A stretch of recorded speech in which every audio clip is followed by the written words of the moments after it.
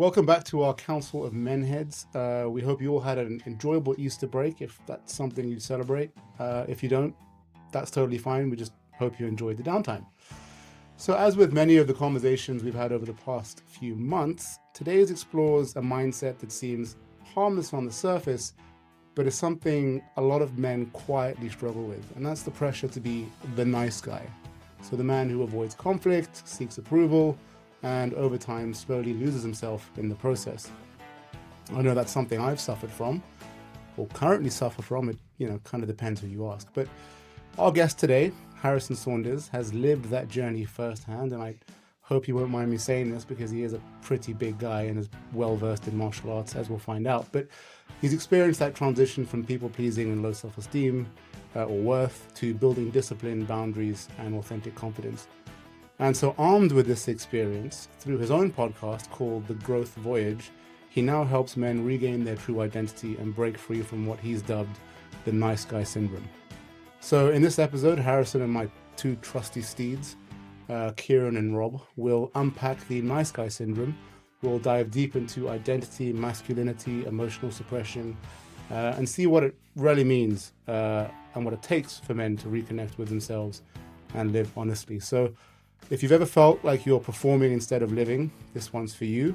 And most of you should know the drill by now, so get comfy, grab a brew, and settle in for an extremely exciting conversation. Mind, oh man, life hits harder than we planned. So we gather, we chat, we reset again at the council of men. Grab a Harrison, can you tell us about, just very quickly, just as we introduce you and everyone gets used to you, gets familiar with you, can you tell us a bit about your own journey and how you became such an advocate for men's mental health? Yeah, absolutely. Well, I don't know if this is the case for most guys, but for me, when I heard about depression or something like that, I just thought I would just be happy. I didn't really get it. I didn't really understand it. But then at the age of 19, I had what I like to call a bit of a wake-up call, right, where my reality got shifted. And that's what sent me to that really dark place where there's a cloud over you. And since then, I embarked on my own growth journey, if you will. I became really determined to transform my life. I had many questions, but I hadn't yet found the answer. And so that became my mission. And as I progressed through my life, I was speaking to a lot of guys, and all of them were navigating some sort of challenge, or they felt behind in life. And I've just found it a bit strange because every guy I spoke to thought they were the only ones.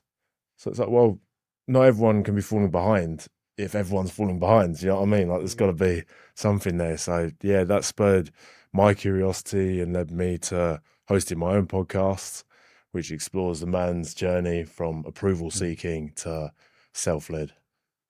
Yeah, you talk a lot about growth, and obviously it's in the name of your podcast. And I think I came across the old version no longer fitting. So my question to you is, and this is part of the introduction segment, who are you today? And you touched on it already, but what do you help men with in sort of a few sentences? Yeah, well, actually, that question ties in with who I am and my identity, because I believe a lot of the time when we experience challenges as a man, it's because our identity is no longer working. There's a bit of resistance there. And so what happened in my case was when I started looking into the journey itself, I thought, right, the identity is broken, right? So maybe you've just come out of a relationship, or you've just woken up someday, something's not quite right. And that old identity is gone. So who do you become next? Well, you've got to come up with a new identity. All right, that old you, it could be the people pleaser, like it was in my case, but it could be someone completely different. But it's no longer working. You're trying to force it. There's a lot of resistance. Then you hit rock bottom. So when we create this new identity, we've got to start thinking about who do we want to become? What character traits do we want to have? What type of life do we want to call in for ourselves? So you've started off here. It's not really for you anymore. So you go off on your journey and you want to reach here once you've chosen a place where you want to go. But who are you in this messy middle? Well, who it's an interesting question, because I think about this a bit, is who do you think you are now, the person that you were then, but you think that you've just come out of your shell, or do you think that you have been someone else and then you've gone, I want to change my entire identity, and you've just completely rebuilt yourself from scratch? So psychologically, you've changed your entire thinking process. It's an awesome question. And the way I like to think of it, it's always a journey to coming back to yourself, right? So when you're born, you're a baby, right? Like you weren't born, or you were born, they put a name on you and said, right, you're Matteo, and then, okay, you might follow religion, or you might go to school, and then you hang out with certain friends. Matt's and you'll been just that size his whole life. He came out that big. Well, you're given an identity, right? And you carry this with you. And I think when this shift happens, you're no longer, it's like, hang on, I'm this person. Oh, wait, I'm not. That was given to me. Yeah. Or I chose this path. And so we latch onto these identities. So the whole journey is, to answer your question, coming back to yourself. Now, this doesn't mean you don't pick up more character traits along the way. So it's still you. Still have growth. Right. But there's like environmental context, isn't there? Like where you're brought up, friends, community. all of that. Yeah. All of that. But But you kind of have a temperament, don't you? You see, you start off with a bit of a temperament, and then Well, this is the whole nature versus nurture argument, yeah, right? exactly. You fuse yourself from it, don't you? But it's interesting that you've kind of gone right, because I had a similar-ish experience where when I was young, I was very shy, and I think naturally I'm still quite a shy person, but throughout school, kind of just learned to be better at talking. You were genuinely the most emotionally and mentally riddled individual. Every guest that we've had, he's experienced a similar Yeah, I have thing though. somehow. No, but it's true. And if you look deep enough, you probably find the same thing about you. Yeah, Is you sure. probably had a moment when you were a young kid and you just went from being like, oh, I'm super shy, and then all of a sudden you had this experience and you went, you know what, screw it, I'm gonna do something completely different with my life, or I'm gonna build on that thing, or I'm gonna do this. But I still find that when I'm doing something where I put myself in a situation where I have to be extroverted, even like this is quite tiring for me, because it's against my natural feeling. I don't know about you, or if you feel this sort of oh man, same 100%. thing. Like people get surprised because I'm a podcaster, I meet all these people, but I'm like, man, I'm an introvert as hell. It's very difficult for me. I absorb a lot of energy from people, so I get it. And I think the way I like to look at this is like different archetypes, for example, right? So I always had this idea, right? I've got to be 100% authentic. You know, that was my breakthrough. It's just be you. Just don't hold back. Just be you. Now, there's a couple complications with this, right? The least of which is that you got to use discernment, right? So you're not going to be 100% yourself in all these situations. But along my journey, I felt a bit conflicted, because I thought, oh, well, I'm quite introverted and easygoing. But then, hey, if I'm advertising my business, for example, or I'm doing pro wrestling, or I'm on a podcast, suddenly I'm expressive. So I was like, who actually am I? Is this authentic? And rather than going down that web, at this point now, I'm just like, you know what? That the extroverted me, that's me. Maybe I'm like that 10% of the time, but still me. So your facade now is Batman. So you've gone from and this is the thing, right? So you go from this kind of, you have your character growing up your entire life, you grew up a certain way, and then you kind of become your persona. So you sort of just fall so hard into being what you want to be that you eventually just become that person, I think is. Yeah, it all starts off with that intention, right? That's why the vision is so important, right? So if you're a guy and you're struggling at the moment, the best thing you can do is actually let go of this identity that you thought you were. Maybe you were the high achiever at school, for example, but you go to uni and shit, you're failing your exams now. And now you're not the high achiever anymore. And now there's all this resistance. Okay. Did you experience that? I experienced that for sure. Was it? Yeah, So probably. Rob experienced everything. I feel a bit of that, yeah. Well, Yeah. mine was primary school to high school when I couldn't pretend I could read anymore. But Harrison, does it always take? And because you mentioned a situation you had when you were 19, right, which led to this change in thinking. But do you think it usually takes men an event like that? Obviously, I'm not quite sure what happened to you when you were 19, but some sort of negative event to force people to rethink. Yeah, big time. And the way I like to put this is, right, we're always getting signs that something's not quite right. Whether we choose to listen to it, especially as men, is another thing, because we're very much like problem solvers. We get on with it.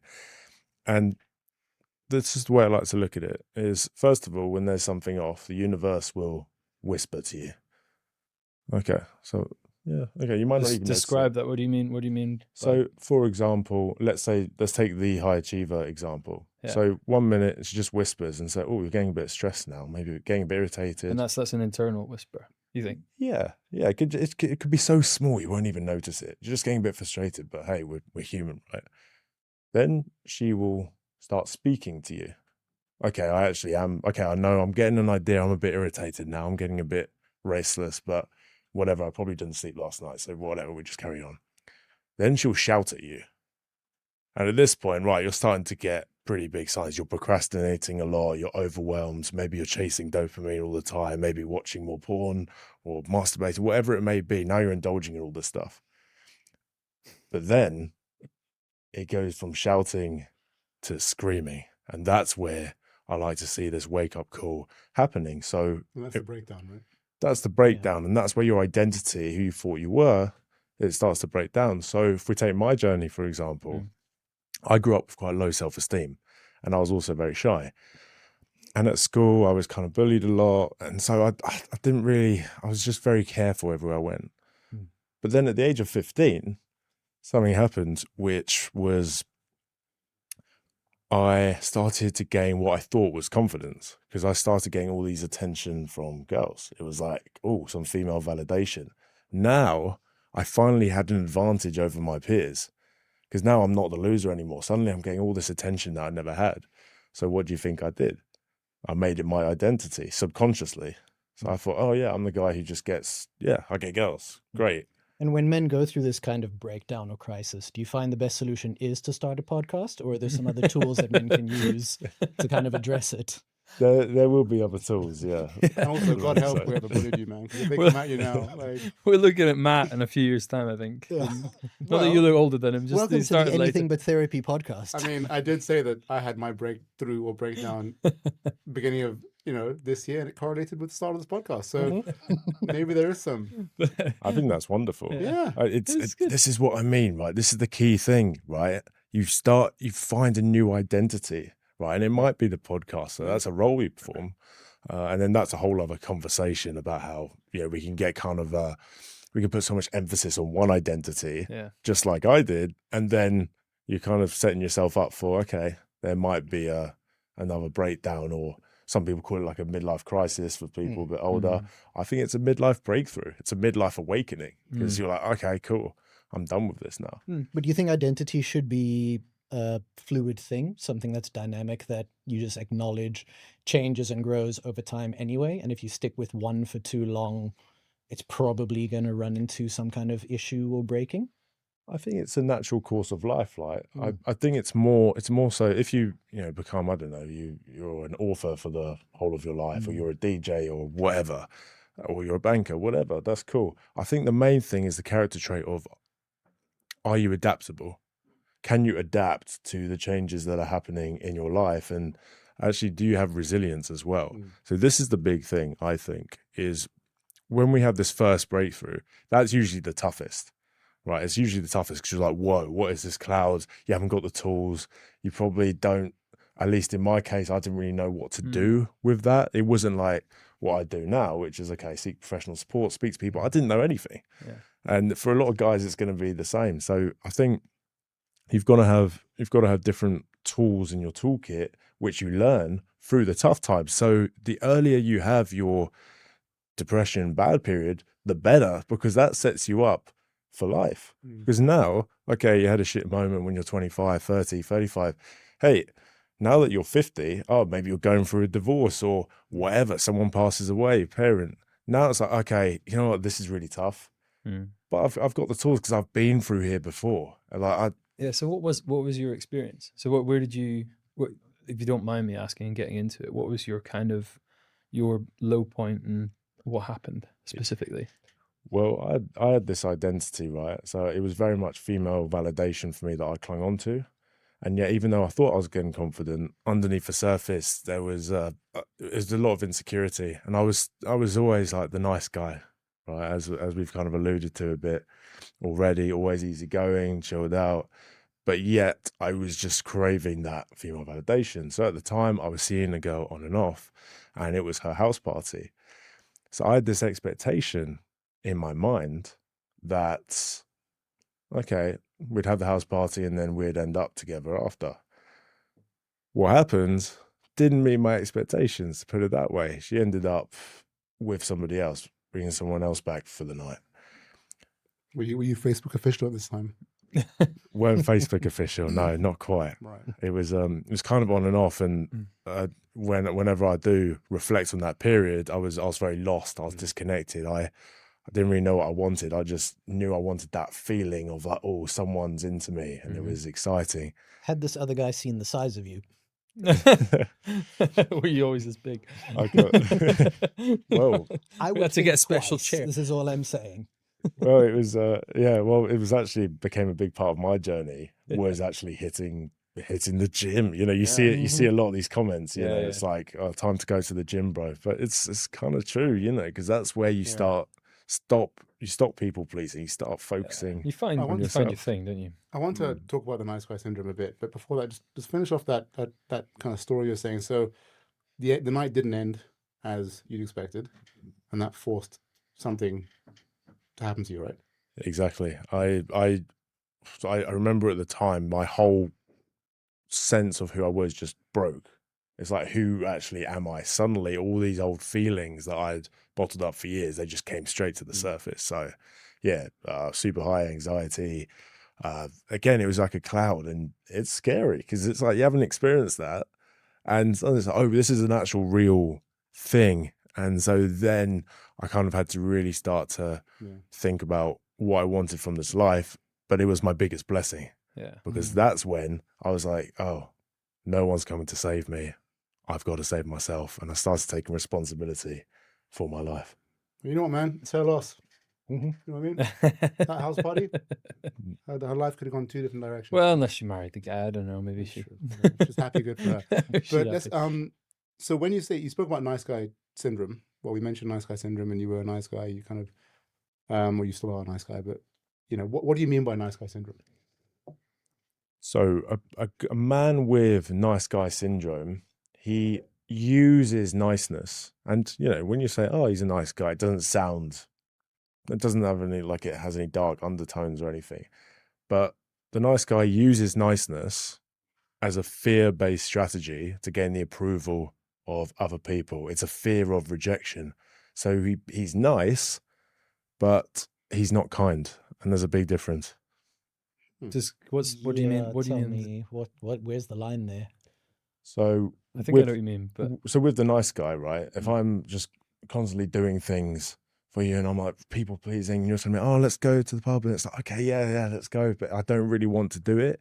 Why am I doing that, or why am I complimenting you? And it's to gain your approval. It's to gain something out of you. So it's not genuine, and it's the doing something for somebody else because you feel that you should do it for somebody else. You're putting their comfort over your needs as well. There's those undertones. Is this the nice guy who does validating things, expecting something in return for it? Then, so if he's nice to women, for example, and he's trying to be like gentlemanly and kind, but then he's expecting something back, be it physical affection or some kind of response, is this the kind of nice guy that we're alluding to? Exactly that. So yeah, he's a nice guy on the surface, but what are his intentions to do that? And a kind man, he's going to be honest. Yeah, and on the subject of friendships as well, you don't want a nice guy as a friend. And don't get me wrong, it's nice to be nice sometimes. Like, you know, you see someone and, oh, hello, you might be a business meeting, and it's nice to be a bit flattery. I get that. But when you're talking about like real proper relationships, you want a kind guy who's going to tell you how it is. Like, nice guys will often surround themselves with other nice guys, right? And what that means is that they're just going to validate your experience. They're just going to say, oh yeah, you're so right. I don't think you're saying don't be nice either. This is more of a kind of genuine. Just be a real person and be honest. And yeah, I guess don't be nice for the sake of pleasing other people, right?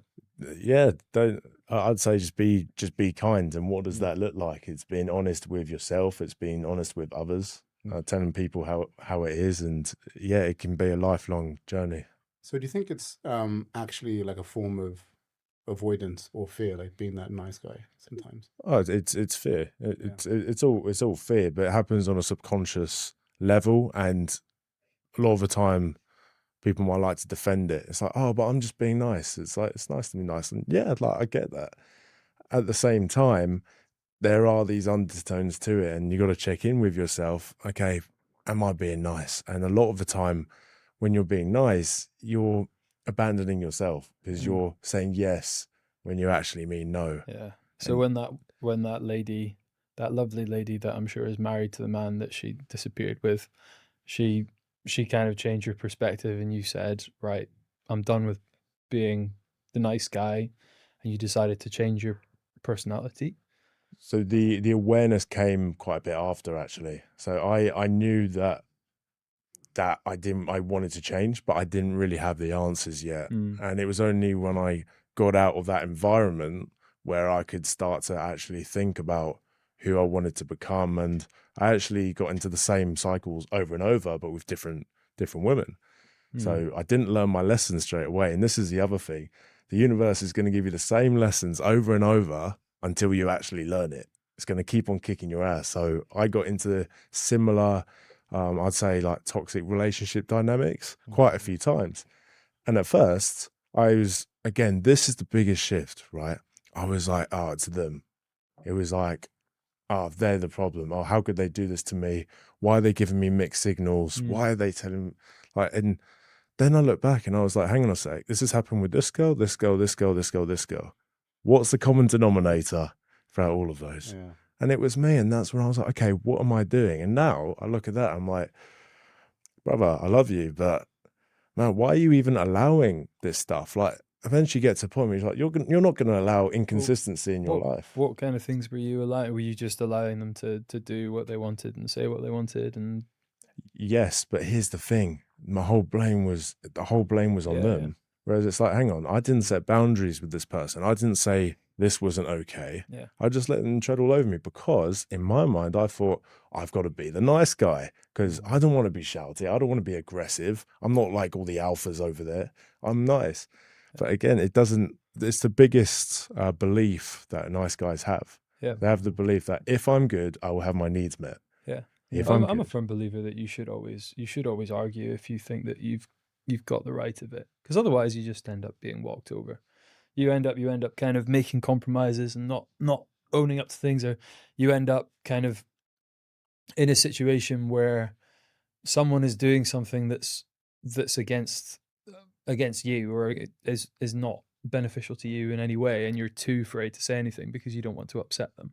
And you get yourself into a situation where all of your friends see you as the nice guy and the guy that's never going to get upset. So when you do get upset, then you end up, it gets a lot bigger than it actually is. Yeah, because they're like, who is this guy? Yeah. Exactly the same in my journey. I was always chilled and chilled out. And when you're just nice all the time, you build up so much resentment. And resentment doesn't leave. It's worse in relationships, isn't it? Yeah, but it's like friendships, and it just stays in your body, right? It's not going anywhere. You got to get that stuff out. So, hey, suddenly, I remember one instance. I remember with this friendship circle, I think they'd all gone on a trip, but I wasn't included for whatever reason. I can't remember if I was on a run or I just wasn't in the flat. Well, hey, you love it though. You love kind of the being invited to everything. Yeah, when I don't, I feel it. Yeah, exactly. But you don't make the point of it. So maybe that's what you need to do. Here it is. Yeah. Here's the point. This is the whole point of the podcast. This is the whole point. We're having an intervention. So he could announce this to the friends without saying it directly. Yeah, but sorry, thinking, man. Anyways, go on. Yeah. Nice. Well, what happened when they came back? I was livid. Yeah. I was angry. But did you say anything? I did. Yeah. But I this time I couldn't control it. I was like, oh, so you've just gone without, and all these rejection wounds from my childhood and stuff just came up. It was like, and again, everyone's like, well, who's this weird guy? Now he's not only, I thought he was nice. Now he's just a weird guy who shouts and he's got issues, Then, so have you found that you've lost friends during this journey? Yeah. It's I wouldn't call it losing friends though. I'd call it like just gaining clarity or gaining a new friends. And I think the sooner a nice guy comes to terms with the fact that in this lifetime we're going to go through so many different groups of friends and people in our life, then the better, because I found it really tough to let go of people. And often it doesn't have to be like a big event, you know, it's like, okay, I'm breaking up with you, I'm going down this path now. But sometimes you just naturally drift away, and I think you've got to be okay with that. At the same time, again, it comes back to self-leadership. I had to take responsibility for my friendships. So I had this expectation of people that I placed on them, that I wanted to connect quite deeply with them, because I love my deep conversations, as I'm sure you're aware. And I wanted everyone to be like that. Yeah. I was like, actually, no, not everyone's different. Everyone's different. And some people are just going to be your party mates or whatever, or some people, and that's a hard lesson. What was your friend's reaction to you when they came back from being out? Well, again, You got mad. Yeah, I imagine they were just kind of a bit like puzzles, bit, you know. And again, the nice guy, and I mean this in a loving way, if you are resonating with the nice guy stuff, but it's very easy to become a victim of circumstance. Like, they did this to me. Every time you're reflecting on your experiences, change they for I. And watch how quickly your life changes. So not, she cheated on me, she manipulated me, they did this to me. So, okay, what did I do to allow this to happen? And just watch your life change like that. But they didn't try and, compensate or make peace or make up for it in any kind of way there? No, I don't think so. Do you think you picked up the wrestling as a substitute for the hugs they should have given you back then? Yeah, well, it was the pro wrestling is actually a big part of the journey, right? Really? So here's a big thing I think in a man's journey. You start off with your social friends, whatever, and then you go through this transformation, and then you kind of need to find a new group of people. And so when you're in this messy middle, sometimes you go back to the same people who you felt hurt with, and that's because it's lonely in this middle. And so you thought, okay, do you know what? I don't really resonate with these guys, but I'm going to keep on going. It always happens, right? I see it all the time, and it's only something that happened with me. Okay, yeah, fine. I'll go to the pub and maybe they'll see me and we can have a couple pints. And so the pro wrestling, that came into my life at such a great time because I was ready for something new. And then it was always a passion of mine, but I'd never tried it because I feared judgment. I thought, what will people think of me if I try this thing where you're wearing Speedos and shiny underwear and you're waxed up. Yeah. And I went and I was like, wow, these are my people. Yeah. But the nice guy doesn't take that leap because he's too scared, and he's got such a low sense of self-worth. He's going to keep on going back to the same people. He doesn't have standards. And so he's just going to allow himself to be disrespected by people. It's not their fault. He's allowing it to happen, and it's not shame. You shouldn't shame yourself for going back in these old patterns. It's all part of the journey, but take responsibility. You've got to be careful to an extent though, because there's a point where, there's being responsible for your actions and being a kind of thinking about yourself person, and then also kind of going a little bit too far and being mean to people unnecessarily, or being too selfish in your actions to an extent, isn't there? I think you're probably striking the balance in between, but I think there's probably a point where you've got to be careful that you're not kind of just being mean. So this is a tough one for a lot of people to digest in terms of what is too selfish in a way. And yeah, I think you can swing both ways. I've been accused sometimes of going too far the other way, but I think there's a point in your life where you kind of do have to put yourself first. And one of the best ways to recover from nice guy syndrome is to just purposely be selfish for a week. So if you've got a partner and you've noticed that the nice guy traits are having an impact on your relationship, say to your partner, hey, for this next week, I'm just going to put myself first. And it kind of relieves the pressure a bit. And hey, if selfish means, not going to the pub and pursuing your passion instead, then I'm all for it. So I want to kind of double click on that because you mentioned previously testing boundaries in low stakes situations. And is that kind of what you're alluding to there? Like as in testing that kind of selfish element perhaps in a low stakes environment so that you can build up that confidence? Yeah. So what I mean by low stakes interactions is that, if you're setting a boundary with maybe it's a family member or a best mate, there's going to be a lot of fear there because you're like, oh, but hang on, this is the only guy who gets me. So, hey, maybe let's take the pub example. Not my thing anymore, but we'll just take that. And someone's speaking to you and you're not a big fan of the conversation where it's going, this energy is a bit strange, or maybe he's just doing something that's a bit irritable. Maybe he's standing really close up in your face. You can just say to him, hey, listen, mate, I'm going to, if you come this close to my face again, I'm going to I'm going to leave. I'm going to go somewhere else. Okay. Just something that's it's very freeing to be able to say that, though. It is, but here's here's the thing, right? With boundaries, a lot of people think boundaries is about receiving or about requesting rather. So people think boundaries, okay, please don't do that because I don't like it. Well, what are you doing? You're giving all your power away to this person, and then they're going to debate you if they're intellectual. They say, well, yeah, no, but I'm not really doing that.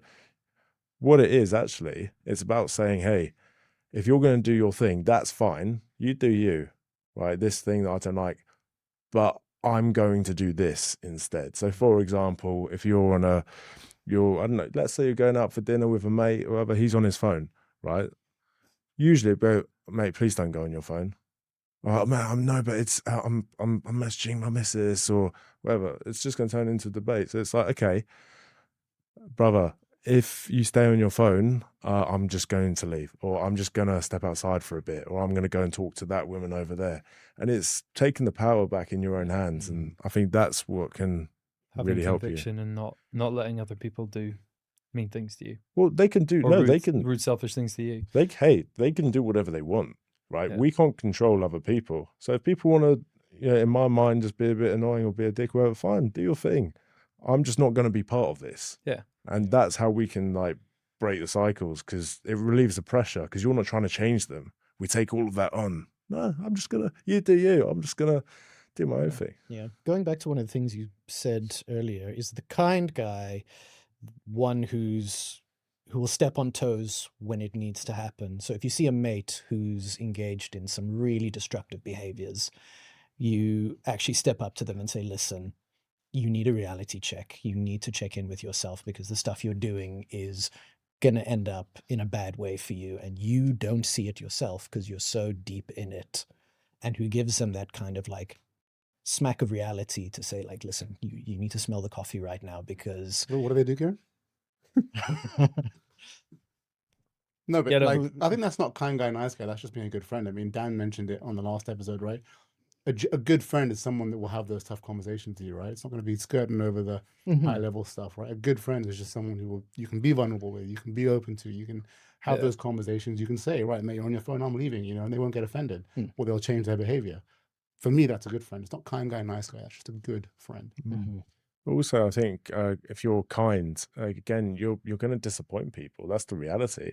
But it'll be for the benefit of perhaps yourself or the relationship. Because remember, kindness is just honesty.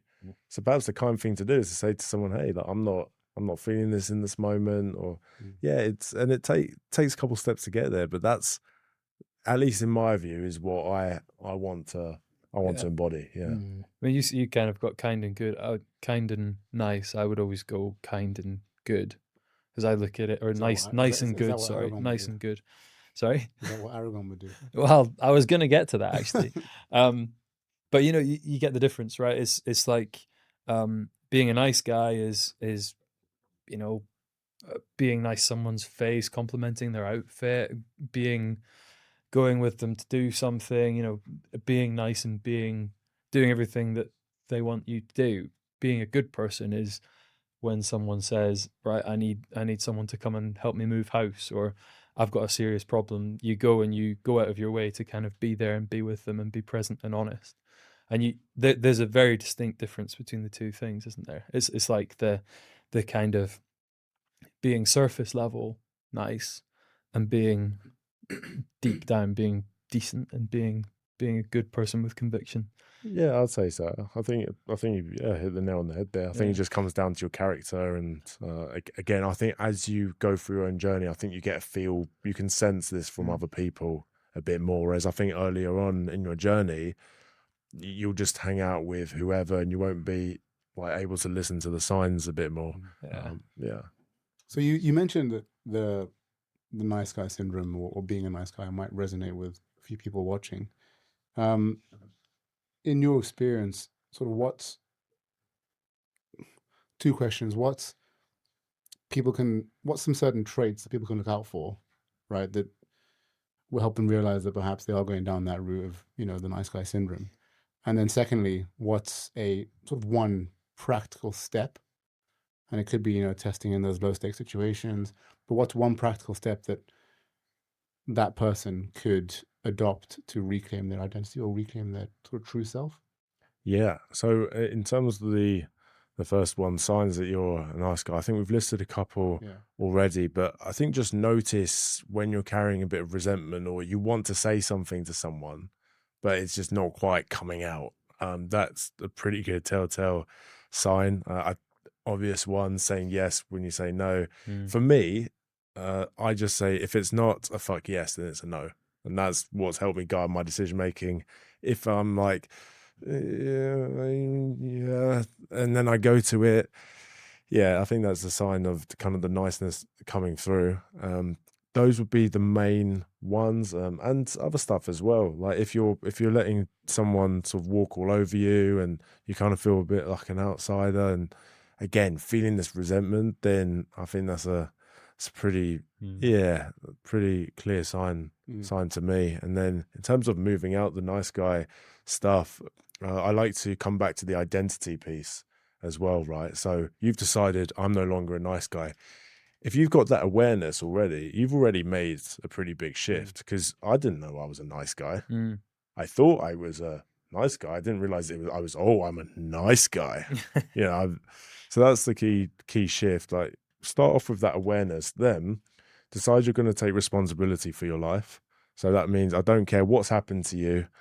It's all on you. It's all on you, whatever has happened. And that's going to empower you to make the changes that you want. And so once you've decided that, you can then start looking at, okay, what's this new identity I'm going to become? How's he going to show up? What are his character traits? Hey, like, who's he going to attract? You can base yourself on somebody else. You can go, you think of a person in your head, and everybody can think of someone in their head that they want to be a little bit more like, right? It might be someone completely fictional, but you got an idea in your head. This person would be or Aragorn. would do X, Aragorn, or Batman, or somebody. If you ask, okay, take the Aragorn example. If you were to ask Aragorn, do we need to take the ring to Mordor? That's a bad example. Then he would go, fuck yes. Fuck yes. But if you asked him to compliment you on his outfit, he's like, no, I've got to run Gondor or whatever. So, I hate you so much. Well, but it's a genuine thing, because it doesn't have to be Aragorn. You pick someone else. You can pick whoever you like. I personally quite like the warrior, and that's what I've kind of made my archetype now. So this is the 4 archetypes, isn't it? That's it. Yeah. King, warrior, magician, lover. And I identified the warrior as the one that men, or at least I, resonated with, because he's decisive, he's got a mission, he's got boundaries, he's strong, he's not interested in all the kind of irrelevant stuff. He's just set on his mission. And I thought, you know what, that sounds like a nice shift I'd like to make, from a nice guy to a warrior. And I think once you kind of get to grips with these different archetypes, you can play around with them, and as you suggested, maybe get someone else in your mind and take. It's very easy when you imagine someone else making a decision. You imagine someone saying something to you that you don't like, and you kind of imagine your response, and you imagine somebody that would stand up for themselves and imagine their response, and you can very quickly tell that there's a difference, and you don't realize that you can, but you can. I think. Well, just on that point as well, because in the midst of all this, you're continuously gathering data. So I think a good thing you can do is just be conscious of your energy. So, I don't know if you've heard the phrase, like, your triggers are your teachers. Yeah. Right. So if a certain emotion is coming up to you when you interact with someone, that's telling you something about yourself. So, for example, a good one I like to use is, I don't know, maybe you're on Instagram and someone's being bold, maybe he's doing content creation or something, and you've got this feeling. It's like, oh, what an idiot, whatever. That could be telling you, oh, he's doing something that you're not, or that you want to do, but you haven't got the balls to do it. Now, you can also look at, okay, I've had this interaction. How do I actually feel after this, right? How does my body feel? Do I feel dysregulated? Like, is my heart rate going a bit fast? Am I a bit stressed, frustrated? Because some people you actually meet and you feel energized after meeting them. I'm sure you've all got people in mind that you're just like, you know what, I've really resonated with this guy and I feel great. Again, if you're hanging out with people and you don't feel great after, that's a great sign of you going out the nice guy trap, because now you're like, oh, I've made a conscious decision. I don't want to hang out with that guy. Whereas before it's kind of like, maybe. Now it's like, man, if it doesn't agree with my body, then hey, I'm off. So I think that's a surefire way to find who your friends are, isn't it? As you find out who you are. Yeah, find out who you are. Those 4 archetypes, it's always putting men in a position of power or impressiveness or something like that. Do you think Can we actually explain those? Because I'm not familiar with that. So it's the warrior, lover, magician, and king? Yeah, I've heard of them, but I can't go into the detail. Google on a high level. Do you guys? It's a great book. You roughly. Can get, yeah. But yeah, the warrior is they are what they are, right? You probably know them better than I am. You've got a better than I do. Google. You know, Google it. Why you know? There you go. Do your job. I'll continue my question. Who's the guy you've got the 4 so archetypes. You've got the archetypes. Got Cut that bit out. Archetypes, yeah. So, and it's always putting men in an impressive position. A king, a warrior, a lover, all of those things. Do you think, in this whole vein of nice guy, good guy, that modern masculinity needs to maybe extend itself to some non-traditional archetypes like the caretaker, the homemaker, the nurturer, things like that, which... Do they not come under the same archetypes? I'm not sure, which is why I'm asking. I don't know. But... Well, caretaker is an interesting word you chose there, because that can be one of the causes of nice guy syndrome early on in childhood if you're caretaking for a parent, for example. So I picked up on that, and there's I think there's other ways you can kind of fall into it as well, just on that subject. So I think societal or social conditioning doesn't really help with that as well, because it's like, if you're not nice, it's like, whoa, who is this guy who's boisterous and doing his own thing? How dare he?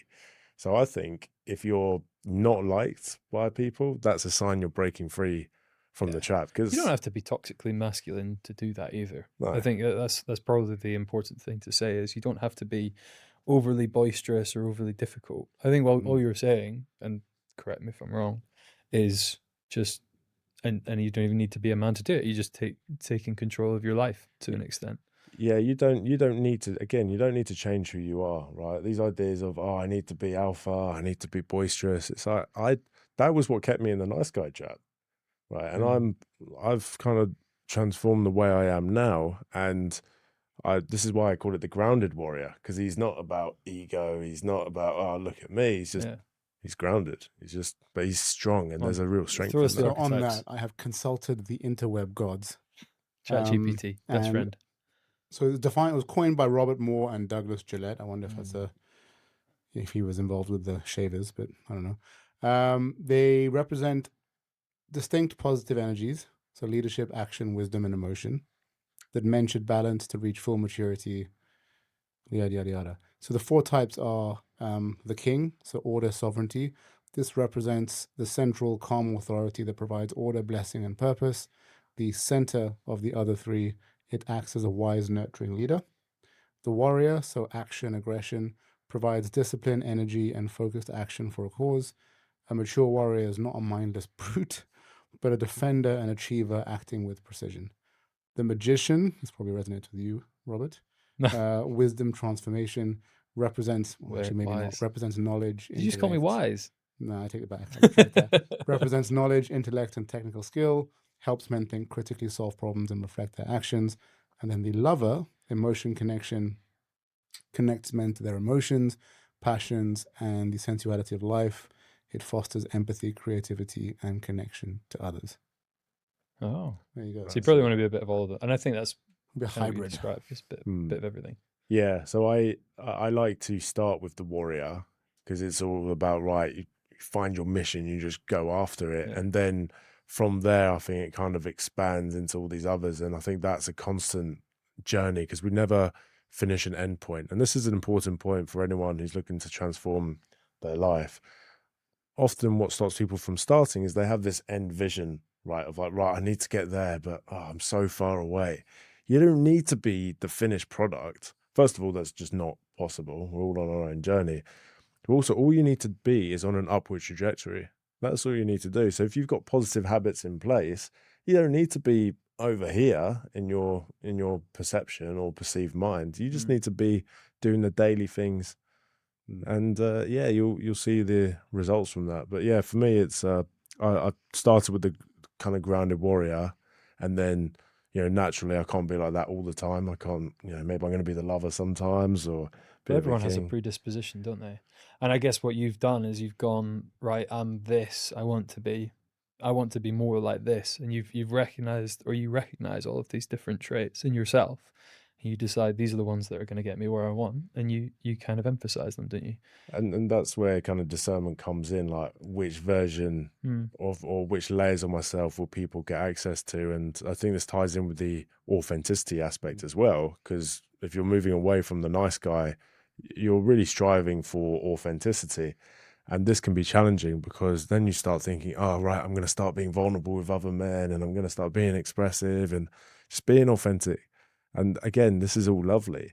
But again, this is where discernment comes in, because if you're suddenly vulnerable to everyone not everyone's going to be able to hold that, especially if you've had like an older social circle in that regard to, they're just on a different wavelength. So it's about, yes, being authentic, but then part of that authenticity is having the discernment to go, okay, how much access do people get out of me? Maybe with this person it's just 20%, or this person it's 10%, but hey, it's my girlfriend. Hey, okay, let's put it up a bit.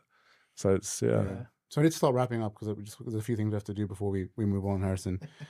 Time always flies, but we like to leave people with sort of a takeaway from watching these episodes or listening to these episodes. But if we've obviously covered a lot today, if there's one message that you would want people to take away from this conversation, what would it be? I would say depression's not a bad thing. Having a bad moment isn't a bad thing. Let's stop trying to avoid the downtimes, because it's your body, it's your mind telling you that it's time to move on to bigger and better things. It's a resistance that we create. It's never the actual thing. So if you're going through a tough time, then great, fantastic. Chances are you're a bit younger than most. This is the best time, right? Let go of what you're going, and then go towards that vision. And this messy middle here, if you're in that stage, that's the best place to be. It's very normal. It's normal to feel lonely. It's normal to feel like go back into old patterns. Maybe you start a new habit. Maybe you're going to the gym, but you've fallen off. Or maybe you've stopped drinking for a bit, but then you've had a pint and then you've had a bender. It's all part of the journey. And the main thing here is that you don't give up. You've just got to keep on getting back up, keep on going, keep on going, keep on going. And then eventually you will get there. But you're going to have setbacks. You're going to keep on going, and that's fine. But you're going to look back at where you came from, and you're going to think, hang on, I don't want to go there anymore. Like I'm way done with that. So the only option is to keep on going. And as long as you do that and you don't give up, you will get there. Simple as that. And if you're going through that tricky period, not only should you remember that, but just remember that it's all of these experiences serve you so that you can go on to the next phase of your life. But you've got the free will to decide whether you're going to learn from it and take responsibility from it. Man, if I could drop this mic. Nice one, man. That's good. We're going to fly through these other ones as well. There's a couple of recurring segments that we do, Harrison. So this is going to jump around a bit, but this is a quick fire one, right? I'm going to ask you a couple of questions without thinking, like very quickly, immediate, raw thoughts, right? It doesn't have to be long. It can be one word, 2 words. But say what you want. It doesn't matter. Me and quick fire doesn't fit in the same word. I'll try my best though. Yeah. Right. First, what's one truth about men's mental health most guys avoid facing? I think it's that. I think it's just your emotions. If you're feeling sad, don't try and get rid of them. Sit with them. It's telling you something. Simple as that. Roller coaster. Nice. What's the biggest lie nice guys tell themselves? It is the belief that if they're good, they will have their needs met and they will be respected. They will be liked. The truth is, none of that will happen. Nice. Confidence or approval? Which one are most men actually chasing? I think many men chase approval in the hopes that it will give them confidence. But the more that you chase approval and validation, the less confident you become, and the more you set yourself up for a wake-up call, which could be a good thing. Nice. What's one boundary every man should learn to set immediately? The quickest one that comes to mind is learning to say no. Simple as that. But then also the most important person you can have boundaries with is with yourself. So if you tell yourself you're going to do something, you better go ahead and do it and create these rules for yourself. It doesn't mean you always have to stick with them. I think rules are there to be broken sometimes, but generally speaking, yeah, you want to keep the promises that you make to yourself, because that's how you're going to build more self-belief, more self-trust, and then all of the other stuff will fall off by the wayside. And that is, I think, the journey we can take to finding our purpose. And when you've got a purpose, you don't people please, because you've got stuff going on which is far more important than giving your energy away. Nice. And again, we're going to pivot slightly to something a bit more serious. So we actually had our first person write in with a question.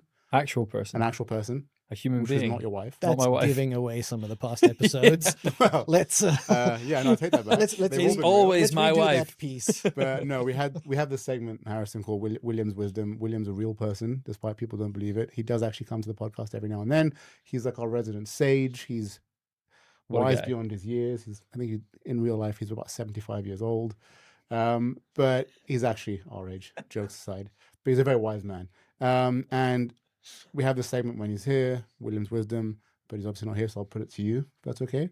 I don't think you've seen this. I'm sure it was. Yeah. Okay, so this will be completely organic. Read the question. Right. It's from a guy called Harry. Son. Yeah.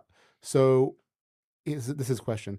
When struggling with mental health, or if you've gone through a more traumatic mental health situation, you're often trying to mix distractions to keep you going, whilst also trying to know where you need to stop and rest, recover, and work to get better. How would you approach social scenarios where you don't necessarily want to share with mates how you're doing, but know you're struggling at that moment in time? Ooh. Hmm. Yeah, well, I think that's a wicked question, and I love how in depth this is, and it's a really specific situation.